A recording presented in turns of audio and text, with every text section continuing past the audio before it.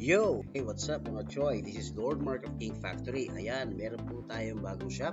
Located po yan in front of St. Dominic Phase 1. Diyan lang po siyempre sa Tarlac, kay San Vicente, okay?